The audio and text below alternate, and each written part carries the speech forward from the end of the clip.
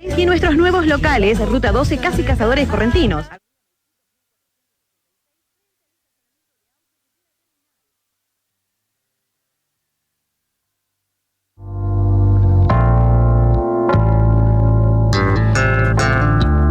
De la mañana en la República Argentina, un cielo completamente despejado, solamente algunas tenues nubes que hacen la pincelada perfecta y preciosa para un día que va a ser caluroso, por lo menos este domingo en Corrientes.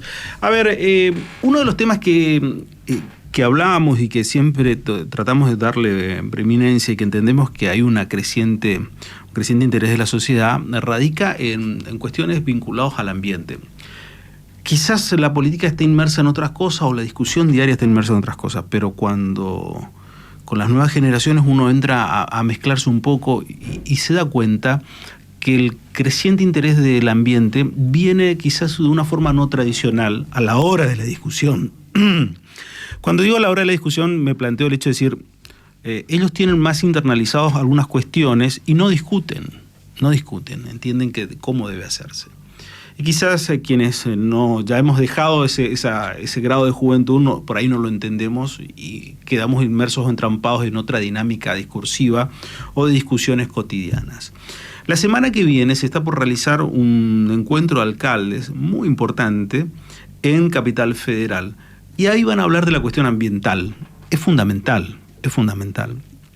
En los últimos días se dio una charla en el centro a nivel nacional de jueces de la Asociación de Mujeres Juezas de la República Argentina, en la cual el doctor Ricardo Lorenzetti, ministro de la Corte, dijo una frase altamente provocadora.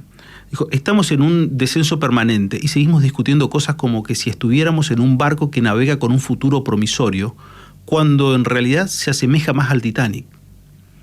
Y ese camino parece que tiene una trascendencia. Esa frase es provocadora porque en realidad uno mira y dice, en la cuestión ambiental, ¿estamos yendo como el Titanic? Digo, con pocos que dicen la gravedad de la situación y otros están como los violinistas en otro mundo. Y la evidencia te muestra muchas veces que es así, digo, porque no forma parte de la agenda directa. Esto enlaza un poco con otras cosas que habitualmente hablamos en el programa sobre nuestra mirada cortoplacista de los hechos y no de largo plazo. Y lo ambiental, yo no sé hasta dónde ha dejado de ser largo plazo y no es de corto plazo cuando miramos, por ejemplo, las situaciones que nos tocó vivir a la provincia de Corrientes este mismo año con la cuestión del fuego. O como lo está padeciendo otras partes del país, como pasa, por ejemplo, en la provincia de Santa Fe con las quemas que se dan en Entre Ríos, o cuando uno mira las crecidas y la situación de la naturaleza, es como que todo nos está dando una suerte de aviso y nosotros no queremos ver. Verena Boheme, la licenciada Verena Boheme es la directora ejecutiva de la Fundación Manos Verdes. Gracias por venir nuevamente. ¿Cómo te va? ¿Cómo andás? ¿Bien? Hola Daniel, buen día. Sí, gracias por la invitación. Siempre un gusto estar acá con ustedes. Bueno, ¿cómo es esto? ¿Es un poco como uno lo plantea? ¿Es una cuestión que ya tiene que ser de corto plazo? ¿Cómo lo visualizan? Es una buena pregunta y justamente el último fin de semana estuvimos acá en Corrientes con la LCOI, la conferencia de jóvenes por el clima, y justamente trabajando en una declaración también para subir a la conferencia climática en Egipto que viene también. Así claro. Y ahí la gran temática también era justamente cómo podemos llegar a acuerdos también desde la local hasta la nacional, hasta lo internacional, en temas justamente de acción climática y también de proteger a los recursos naturales y la biodiversidad. Y justamente el cortoplacismo de la política fue uno de los temas más criticados, porque estamos siempre pensando en los ritmos electorales de 2 a 4 años más o menos, claro, ¿no? Claro, están más preocupados en estos 2 meses, si hay paso o no el año que viene, que en ver estas cuestiones. Totalmente. Bueno, para mí son cosas integrales. Uno obviamente no dice que el otro no se puede, pero hay que pensar y planificar así. ¿Qué ven en este encuentro de alcaldes? ¿Qué van a discutir? ¿Qué van a plantear? Sí. En el encuentro de alcaldes vienen más de 50 alcaldes internacionales, entre ellos el alcalde de Nueva York, de París, así que ciudades importantes también de Asia, y van a hablar sobre ciudades de bienestar, por un lado, son 3 ejes de trabajo que tienen. Sí. Uno es el ciudades de bienestar, y justamente hablando ahí la acción climática y cómo podemos adaptar la vida en las ciudades para que la gente podemos seguir viviendo bien y mejor, ¿no? Porque hay que adaptarse a las condiciones climáticas, pero también al crecimiento general de la población, y cada vez vivimos más en las grandes ciudades. Cada vez tenemos que compartir recursos. Así que el uso de energía, el uso de agua, pero también especialmente los espacios verdes, cómo pueden convivir con una ciudad creciente y justamente mantener los espacios verdes. Bueno, también ahí se dio un fenómeno que nos dejó la pandemia. La gente gana los espacios verdes cada vez más, va y busca los espacios verdes, intenta integrarse más, pero se encuentra con ciudades como Corrientes que tiene poco. Bueno, justamente el tema es, hay una recomendación por lo menos de 10 metros cuadrados por habitante de espacio verde, ¿no? Ahora la gran pregunta es dónde está ese espacio también, si está al alcance de las personas. Y ahí vuelve otra discusión, por ejemplo, porque el espacio verde incluye también el árbol en la vereda, por ejemplo, ¿no? Y muchas veces los vecinos hoy lo estamos tratando mal, porque el árbol en la vereda a veces molesta por las hojas que deja, o por la sombra, o porque molesta los cables de energía. Ahí ya empezamos molesta con la los temática, cables de ¿no? energía y te rompe la vereda. Exactamente. Y ahí está la otra temática, digamos. ¿Quién produce el oxígeno? Son los árboles. Así que ahí hay una gran falta de entender de forma integral cómo funcionamos como ecosistema, dónde estamos nosotros como ser humano, ¿no? Y que formamos parte de todo eso. Y tengo el lindo ejemplo de mi vecino, siempre que me corta las ramas de nuestro árbol, justamente en la línea donde termina nuestro terreno, porque no le gustan que mi árbol cruza hacia su terreno. Yo dije, a mí me encantaría cortarle el oxígeno, porque la verdad es un tema de cómo podemos realmente entender que estamos todos conectados y que dependemos de estos servicios ecosistémicos que produce la naturaleza. Te doy otro ejemplo. En la casa donde yo vivo había un fresno que levantó toda la vereda y ya estaba entrando a tocar los cables. Entonces digo a la municipalidad, digo a un expediente, me gustaría recambiar este árbol. ¿Por qué? Porque va a traer problemas a los vecinos con el movimiento de una tormenta o algo, y aparte rompe toda la vereda. Para tener una vereda inclusiva, digo, para las personas que andan por ahí. La municipalidad hizo el expediente de la municipalidad, se tomó su tiempito, mejor dicho, lo sacó y me puso un arbusto, pero un arbusto mínimo, que no supera el metro de altura.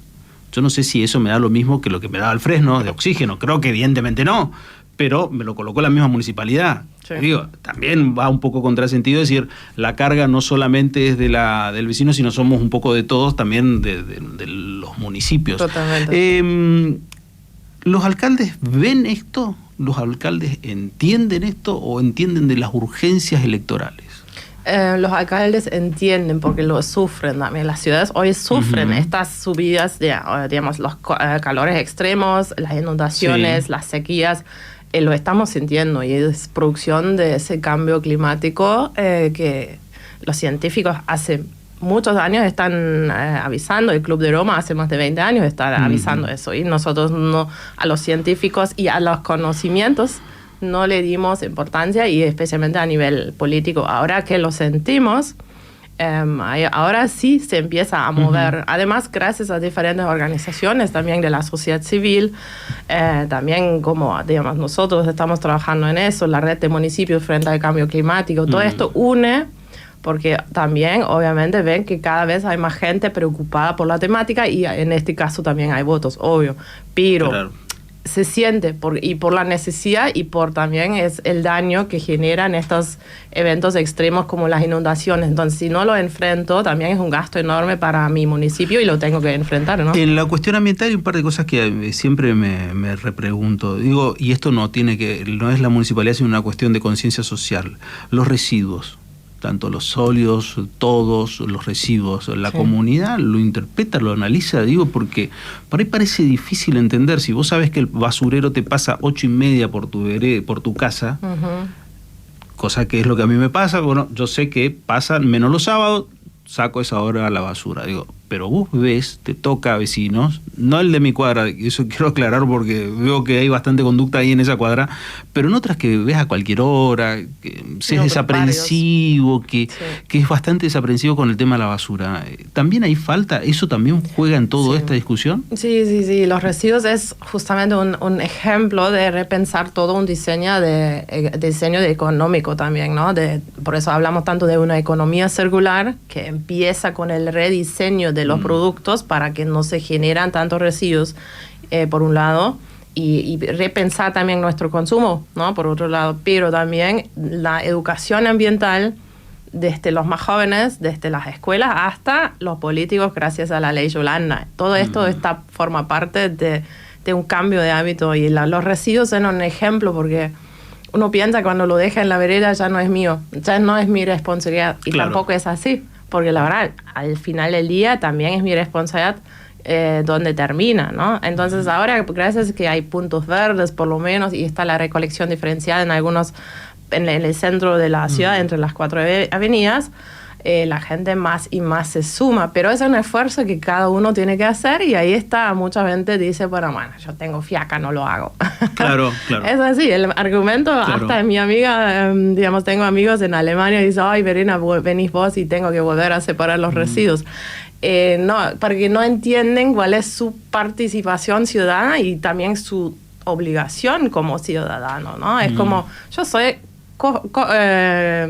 cómplice de todo eso. Si termina en un basural o si termina en un relleno sanitario contaminando en el área. Está bien, Verena, pero también hablamos de un comportamiento social que se da desde lo mínimo cuando se va a los parques, a las plazas o a la misma playa, y se tira todo. Dice, para eso está la municipalidad, para que limpie. No, exactamente. Y ahí vuelve la pregunta, porque ellos, ¿con qué recursos lo están haciendo? Lo están haciendo con los impuestos que pagamos nosotros.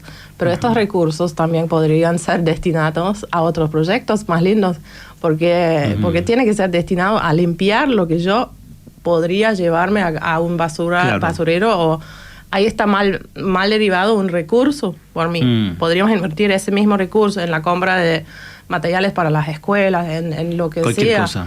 Pero menos limpiar algo que es una falta de respeto desde un ciudadano hacia el otro, hacia la sociedad. Verena, te consulto, porque en los últimos años también se ha dado una discusión sobre cuestiones de bonos verdes, y se habló mucho de cuestiones de bonos verdes. ¿Qué son los bonos verdes? Los bonos verdes, bueno, es un método de financiamiento a nivel internacional, por ejemplo, que se define también un precio de carbono por la cantidad de dióxido de carbono que se emite a través de alguna actividad, ¿no? Un proceso productivo para la producción de alimentos o para la extracción desde el petróleo hasta producir un producto de plástico, digamos. Hablando, es un proceso productivo que emite emisiones, que consume recursos naturales y se cuantifica en la huella ecológica, entonces, o la huella de carbono.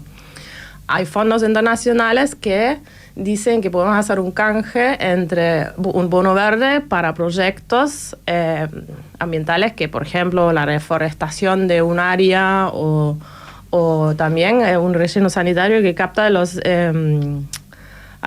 líquidos lixiviados y los gases de metano. Todos estos son proyectos donde se captan estos gases de efecto invernadero y que se financia a través de un bono verde, que justamente es un fondo de financiamiento que pagan empresas o estados que contaminan. Se habla mucho del greenwashing también acá. Claro, entonces vos me decís, el lugar, yo tengo una empresa, ¿listo? Yo contamino, ¿tengo que pagar un bono verde? Por ejemplo, sí, exactamente. Yo pago un bono verde, pongo dinero, digo, porque yo contamino esto. Hoy en Europa, por ejemplo, es voluntario. O en Estados Unidos hay muchos proyectos donde las empresas lo incluyen en su responsabilidad social empresaria o en su digamos, como empresa, en su responsabilidad como empresa. Sí.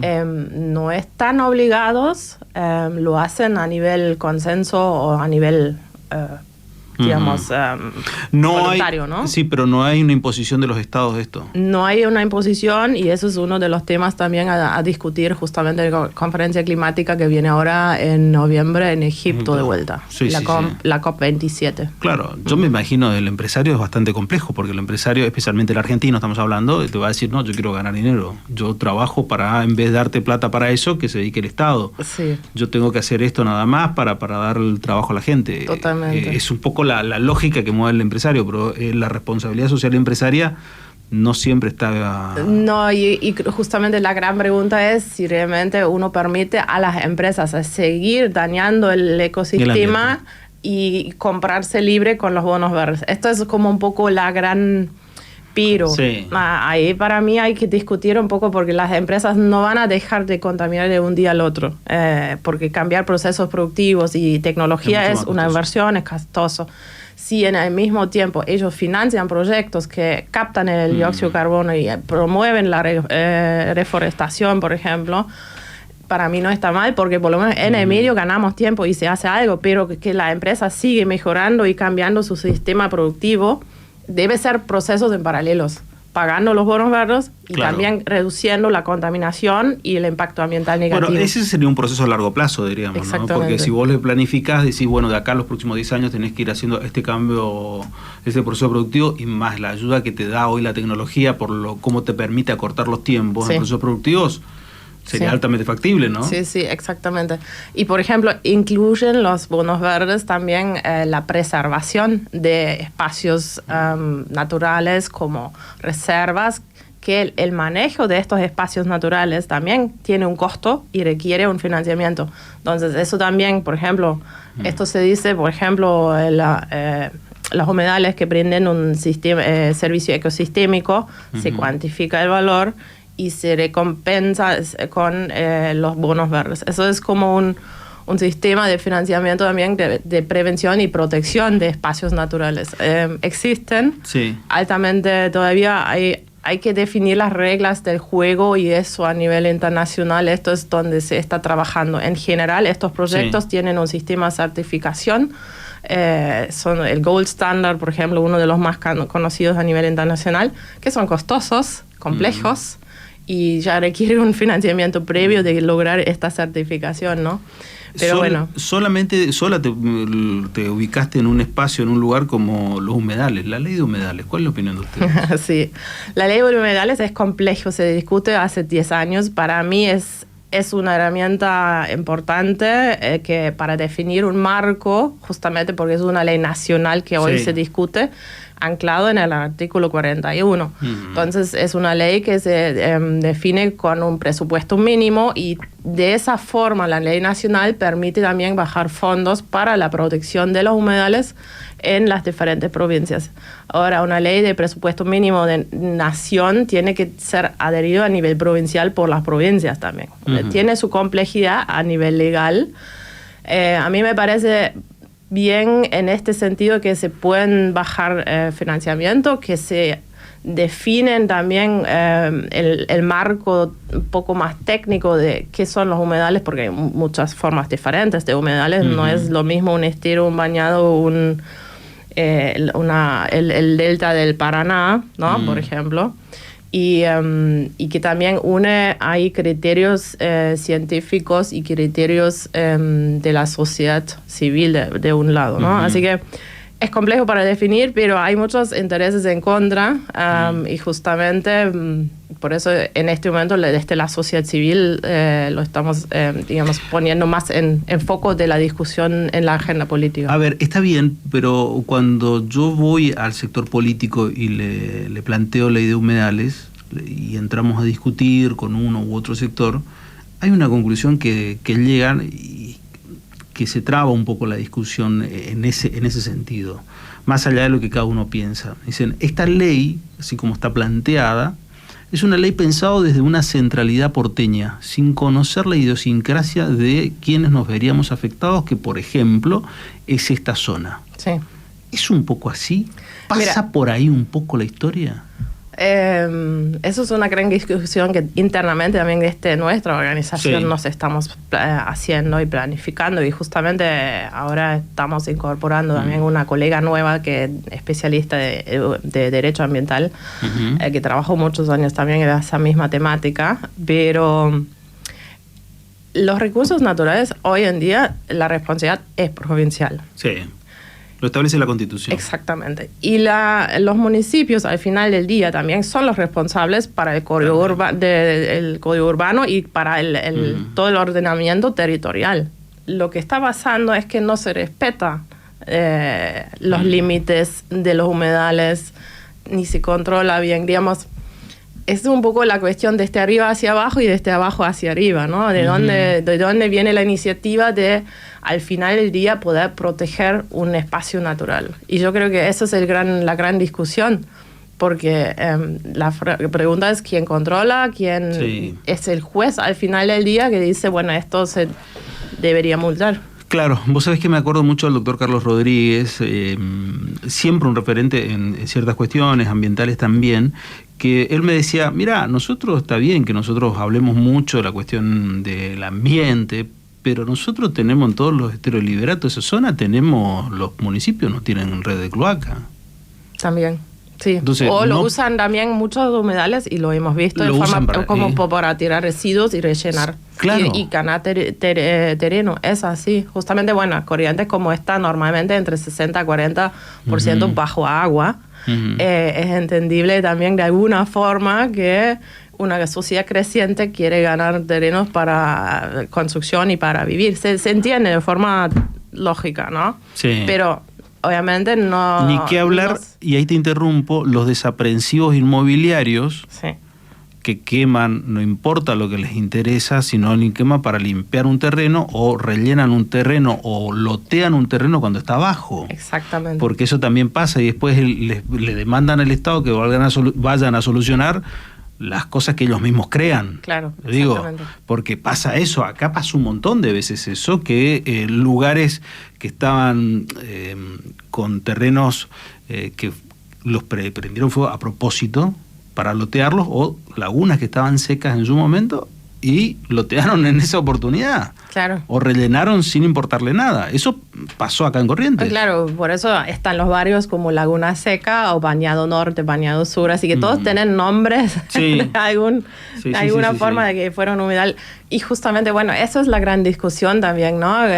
Si hay una ley nacional, ¿cómo llega a la realidad a nivel local? Y por eso también lo digo, considerando el conocimiento técnico, el equipamiento que tiene un municipio rural o sea más chiquito, hay que ser más práctico en algunas cuestiones, y ahí, digamos, la parte de capacitaciones obligatorias de eso sí para mí sería importante también incluir, y ahí está la ley Yolanda justamente también que obliga a los funcionarios políticos a participar de capacitaciones, pero por eso también ahí volvemos a los alcaldes. Es fundamental para nosotros que ellos tengan esa conciencia y esa también ganas de participar en estas políticas ambientales para su localidad, y por eso tan importante estos eventos como ahora en la semana que viene, la C40. Te pregunto, la experiencia internacional, ¿sirve la imposición o la conquista de las nuevas generaciones por medio de la educación y la formación? Para mí los medios de educación son fundamentales justamente para crear esta conciencia y crear estos hábitos. Y ahora con las redes sociales a nivel internacional estamos todos conectados, intercambiamos la información en segundos. La tecnología te ayudó muchísimo a todo. Claro, igual yo creo que justamente eso es entendernos a nivel global, pero actuar a nivel local, eso es fundamental, porque cada localidad tiene su propia realidad, tiene su propia historia, su propia cultura, y esto es lo que se viene discutiendo mucho con el tema de la ley de humedales, porque alguien de afuera o de arriba de nación me tiene que decir cómo tengo que proteger yo nuestro entorno. Bueno, justamente el problema es cuando no se hace, digamos.